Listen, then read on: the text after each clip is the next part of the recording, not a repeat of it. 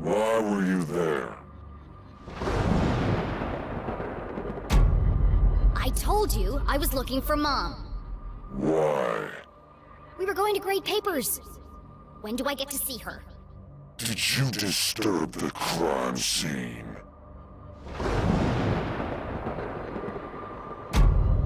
He could have been injured.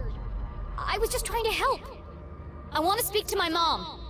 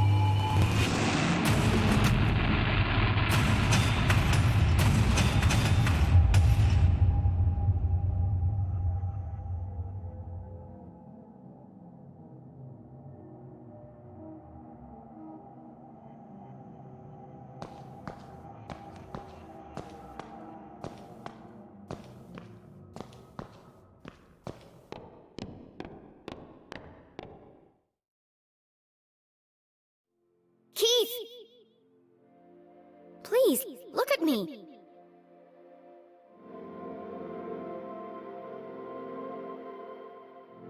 Keith, wait!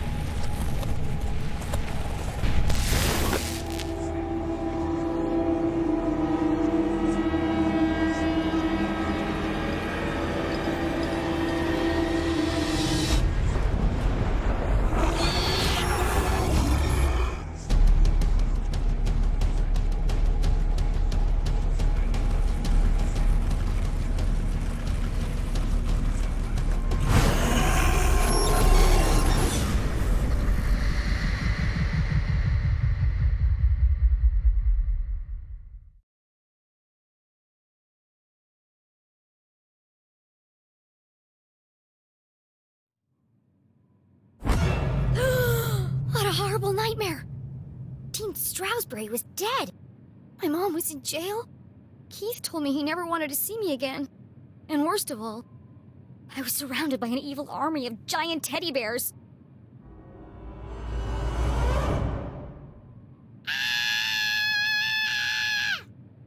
Unfortunately, it was all true, including the teddy bears. My eyes! There's something wrong with them! Everything's pink! But her eyes were fine. It was the room that was pink.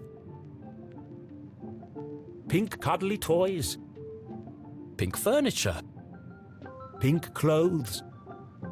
And a hand-drawn homage to teenage heartthrob Pelvis Cressley. Covered in pink hearts.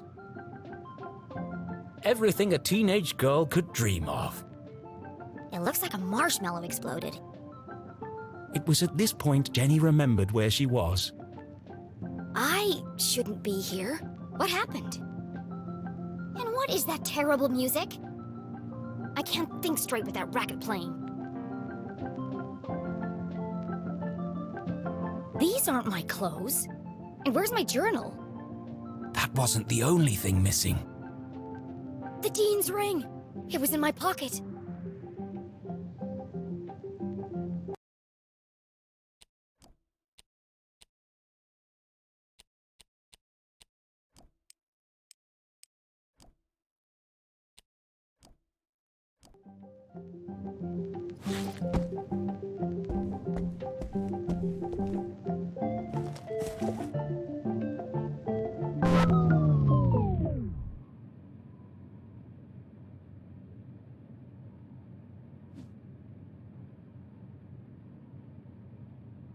You're the fan that I love. Ah yes, the eagerly awaited follow-up to the smash hit. Even though I'm a big star and you're just a fan, perhaps someday we could be together. Ugh, who buys this crap? Huh? Hushed whispers in the hallway? I should investigate.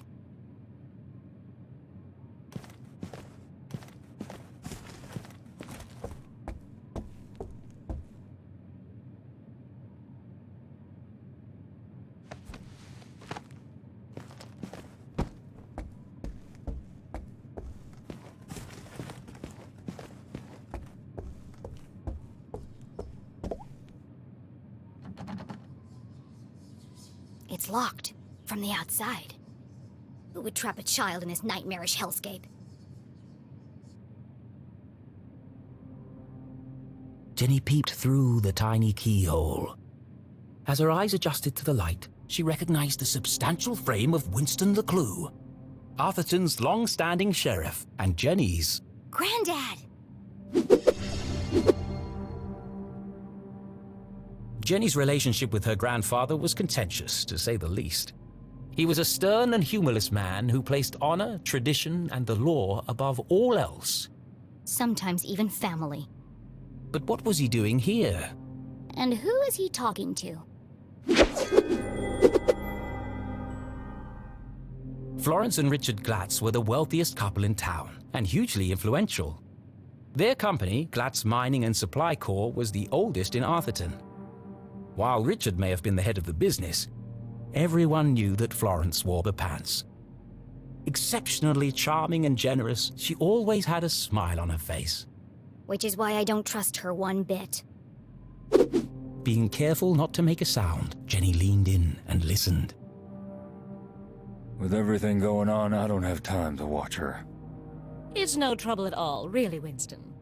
She can stay for as long as she likes. The girls are great friends. I only hope she feels better soon. That was quite the scene she made at the funeral. She should have left the boy alone. Really, Winston, this whole situation must be unbearably traumatic for the poor girl. Her mother in jail, and what she saw in the library. One shudders at the thought. And all this barely a year after what happened to Henry. She'll be fine. Just keep an eye on her. She can be a real handful. Oh, don't worry, I've planned everything. Pony rides, afternoon tea, and tomorrow, we're going dress shopping. Oh, that reminds me. I have something for you. Dress shopping? First they locked me up, now they want to torture me? I need to get out of here. fast. But her curiosity was piqued. She had to know what Mrs. Glatz had gone to fetch, and so she waited.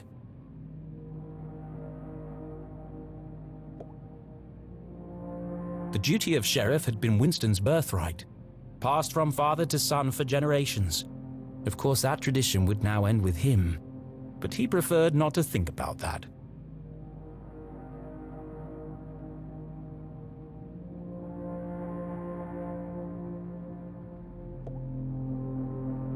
When Thalladius T. Pumberbitten discovered the first quartz seam lining the Great Mountains, little did he know the impact it would have on the future of the town.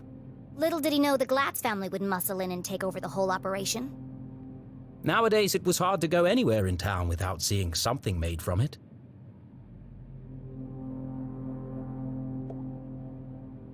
Nathaniel Glatz stared disapprovingly back at Jenny. Creepy old man. Actually, this was the man who saved Arthurton.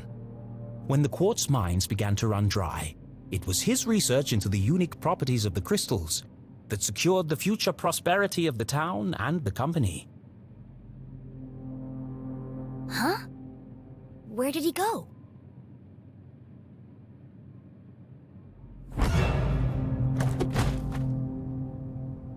Winston, what are you doing down there? Thought I heard something. Really? A man of your age spying on teenage girls? I've told you already, she won't be going anywhere. It was probably just Jenny's imagination, but those words felt oddly Sinister.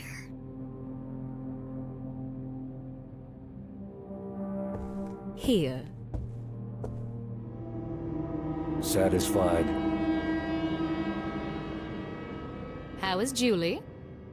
She's in the safest place, behind bars. Surely they don't believe she's guilty. I don't envy you, Winston. It must be hard to stay impartial. If the poor dear would just confess, it would make things much easier. I have everything under control. Of course you do, dear. No one doubts your loyalty to Arthurton. We must continue to look out for each other, now more than ever. Sheriff, are you receiving? Go ahead. It's the LeClue house, sir. We found something. I'll be right there. Over. It sounds like you've got important things to take care of. Yes. Well, good night, Florence. Good night, Winston. Don't let her out of your sight. She is a LeClue, after all. I'm sure we'll manage.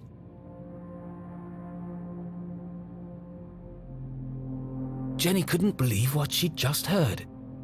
Everyone thinks my mom's a murderer. Thankfully, her mother's fate was in safe hands.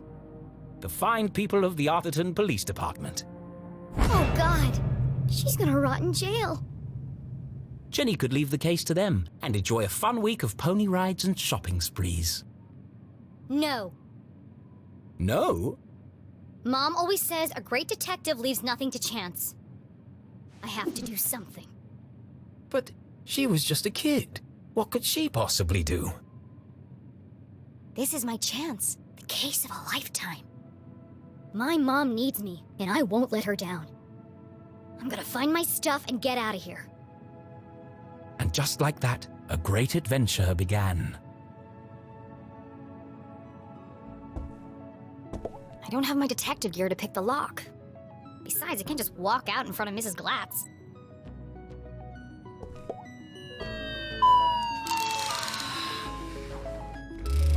I love you! I love you! Ah! You are my best friend! You scared the life out of me, pig!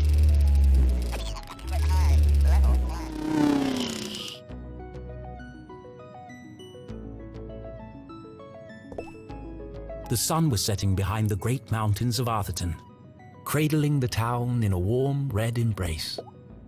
I slept the whole day away? I have to get out of here and make up for lost time. Best in show, horse ballet. First prize, advanced table etiquette. There's one here for best smile. Seriously? A heart-shaped mirror for the lady who loves herself.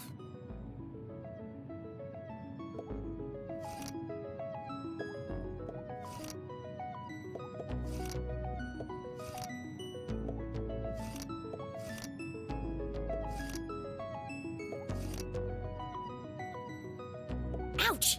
That's hot!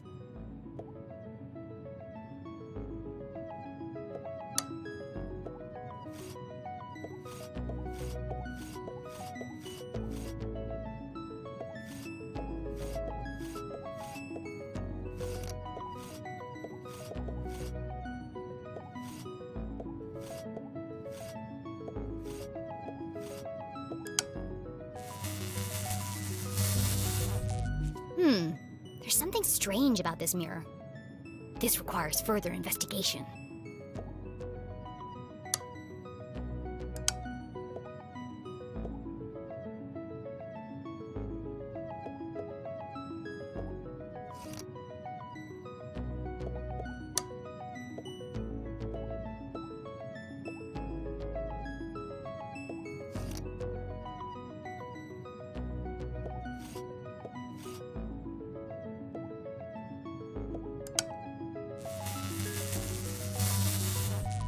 Nothing happened. I thought I was onto something.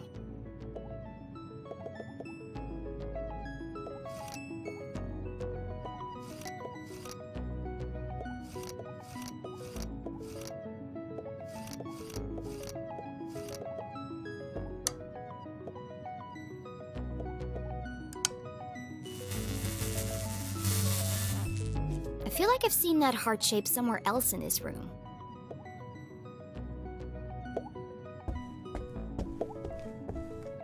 Seriously, who has windows this big? Below, Lake Nowhere stretched out as far as the eye could see. In the distance, Jenny could just make out the great lighthouse on Skull Island. It's foggy out there tonight.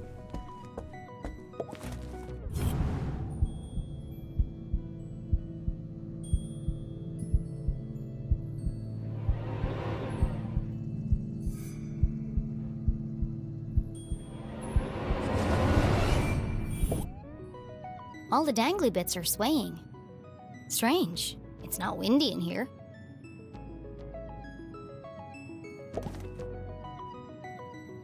There's a track in the ceiling panel around the chandelier. It looks like it can move.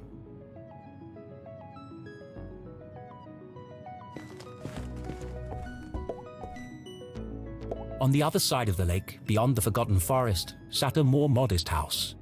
No fancy windows or crystal chandeliers, just a small wooden frame in need of painting. Home. I don't have my detective gear to pick the lock.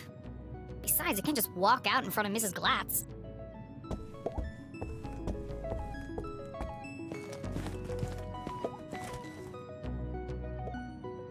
That's more fun than it should be.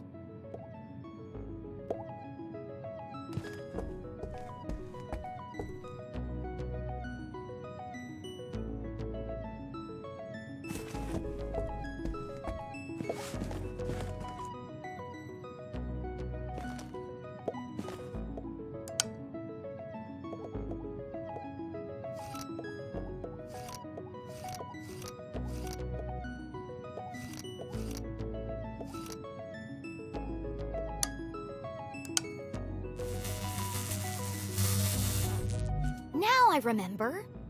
The light bulbs look just like the picture on the Pelvis Crestley record.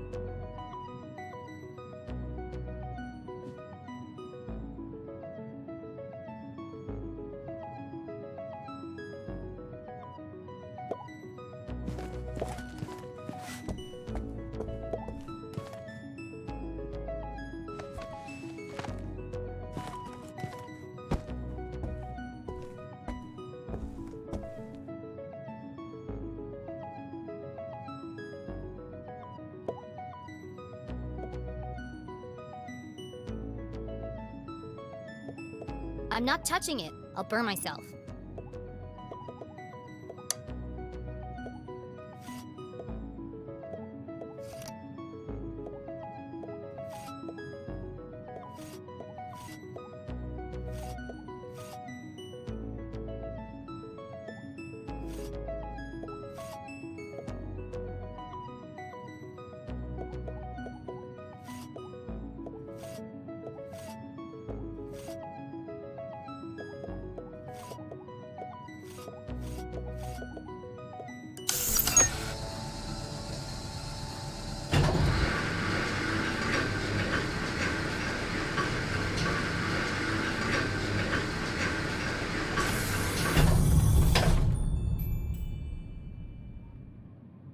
This family's disposable income is outrageous. I always knew they were hiding something. I bet there are all kinds of horrific secrets lurking up there.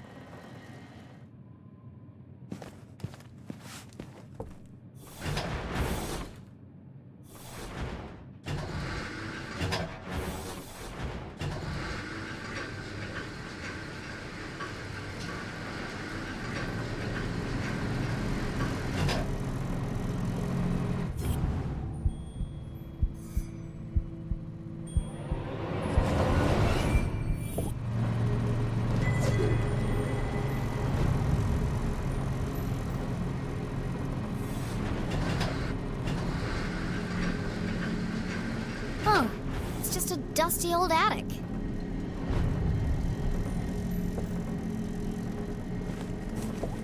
Dozens of old boxes covered in dust and cobwebs, filled with toys, school projects, and old trophies. Attics, where dreams go to die.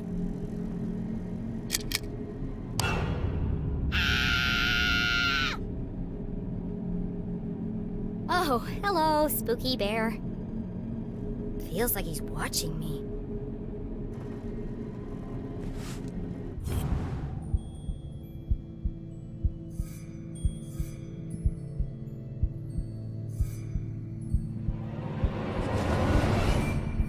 Everything in here is covered in dust, except this bear. And there's light coming from behind him. What are you hiding, spooky bear?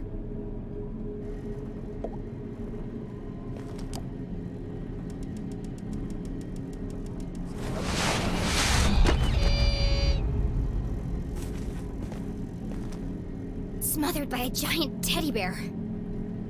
What an end that would have been. Just as I suspected, a hidden staircase.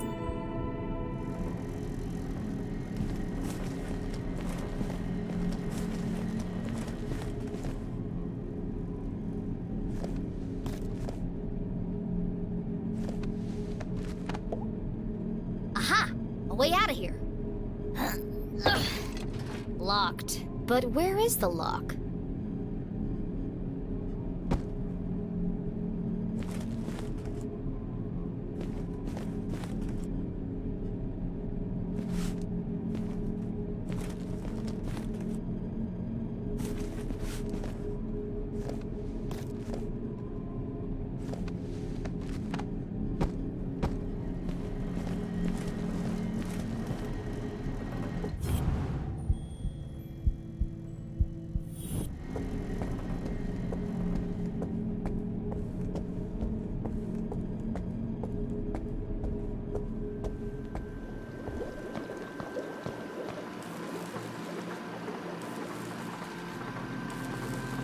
Jenny was no stranger to the labs at Gumboldt, but she'd never seen anything quite like this.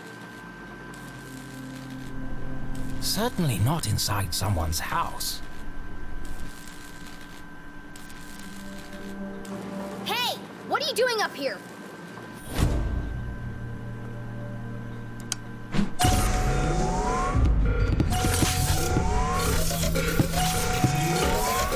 Not again!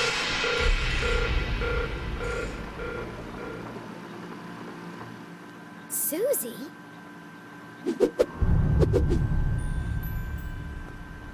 Loved by all, kind to a fault, Jenny's cousin was also the most popular girl in town. Oh, hi, Jenny. You... You should be in bed resting. What are you doing up here? I should ask you the same question.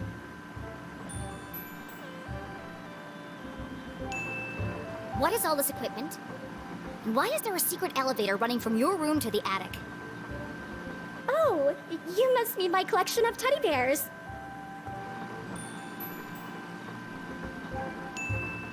Don't play dumb with me, Susan Glatz.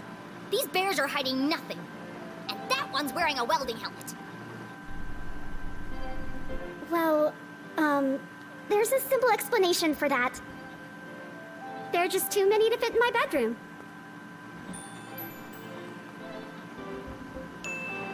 Susie, clearly something's weighing heavily on your mind. Take a deep breath and answer the question honestly. I promise you'll feel better. It's not what you think. This is where teddy bears. I have vintage bears, new bears, rare collectible bears. Enough! Stop avoiding the question. You don't need to hide anything. You can be honest with me. I can't. You wouldn't understand. Try me. Susie's secret was the kind you took to the grave. A shameful, dark secret. A secret so shocking she feared she would lose everything. Her friends would abandon her. Her family would disown her. She'd never find true love. Oh God! I'm going to die alone! Ugh. You can't tell anyone. You have to promise me.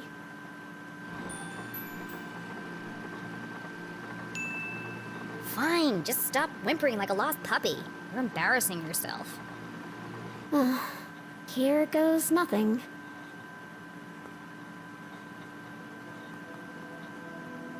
This is my secret laboratory.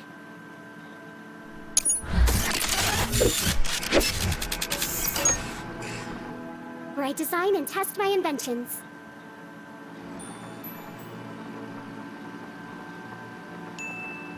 Your laboratory, where you invent things. Yes. You, a cheerleading, horse-riding, dress-wearing debutante. Yes. I want to believe you, Susie, but you know how crazy that sounds. That's why you can't tell anyone. If people found out, I'd lose everything. Could it be true? Was Susie Glatz, in fact, a secret nerd genius? Was she really leading a double life? There's only one way to find out. Susan Quincy Glatz, I'm gonna have to ask you a few questions.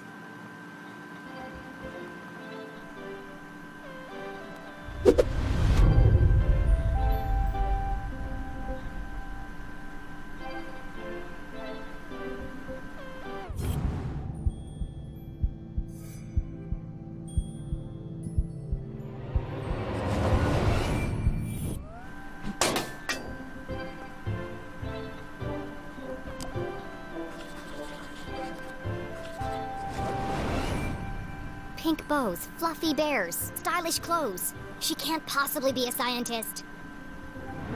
Do you really expect me to believe that you aren't obsessed with boy bands and the color pink? Brain or bimbo? Which one is it?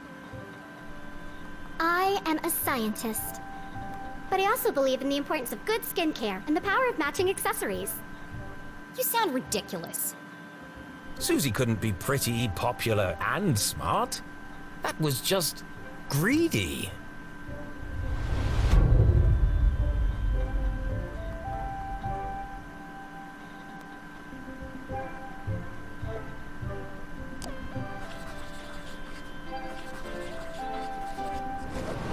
A Gumboldt pin. The Dean was wearing one the day he died. Could Susie have played a part in the Dean's death? All of Jenny's instincts told her it wasn't possible, but she needed to know for sure.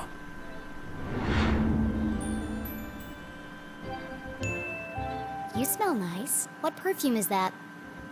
Oh, thanks. It's called Innocent. I remember you were wearing it last Thursday at the lake. I was. What did you do that day, after you left? Peggy and I took Veronica home. She was really upset. And you were there all afternoon? Yes. Why? How close is Veronica's house to the library? I don't understand. Why do you want to know all this? I need to rule you out as a suspect. Suspect? Why would I be a suspect? You're certainly very good at keeping secrets. I didn't do anything. Just ask Peggy or Veronica. I don't know why you're friends with them. They are terrible character witnesses. First Veronica, then Keith, and now me. I never thought I'd say this, but sometimes you can be a real jerk. What were you saying about Keith? Well, you didn't exactly make things easier for him, did you? You don't remember, do you? Oh, well, I suppose it wasn't that bad. What do you mean? After you interrupted the Reverend's eulogy, and after Keith asked you to stop, you tripped and knocked over the Dean's casket, and I guess they hadn't secured the lid properly, because he rolled right out, to horrified gasps, as you collapsed and fell into his open grave. And that's why everyone's so worried about you. It all came flooding back. She had tried to defend her mum and repair her relationship with Keith. Instead, she had ruined everything. Jenny had lost her best friend. You should talk to Keith. I'm sure he'll forgive you. It's not that simple. He thinks my mom killed his dad. She felt the distance between them grow with every passing minute. How could she face him without answers? I have to find the Dean's real killer.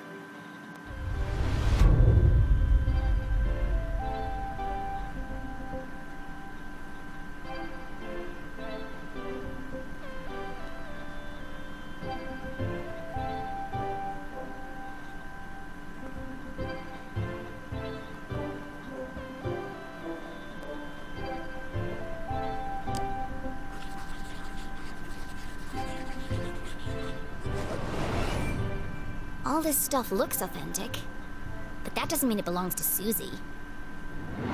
If this is really your lab, what does that thing do? That's Tim. He's a thermal imaging machine. He uses reflected thermographic projections to infer depth-related topography in subsurface bodies. Come again? He lets you see inside stuff. Well, what about that thing? That's Judy Kate, a gamma-ray induction polygraph. And that? Hydraulically propelled telemetric manipulator. And this? That's a tea set. What? I like to drink tea. How did you get all this stuff up here anyway? And without being seen? You'd be surprised how much you can hide on a giant stuffed teddy bear. I know what's going on here.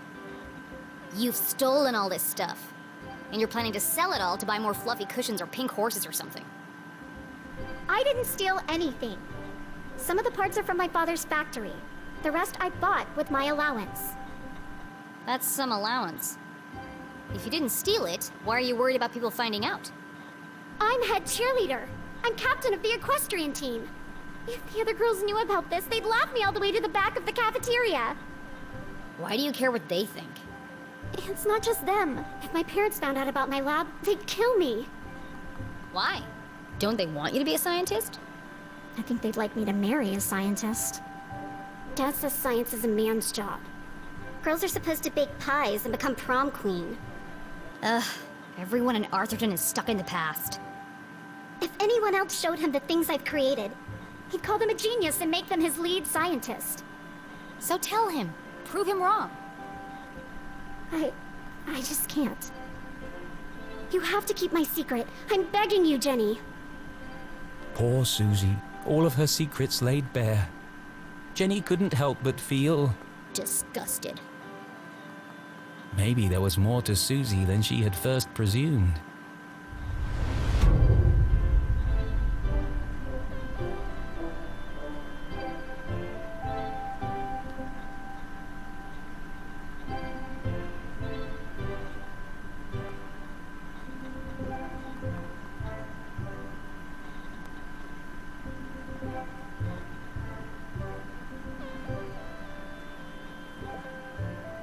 Seeing textbooks strewn about the floor reminded Jenny of something.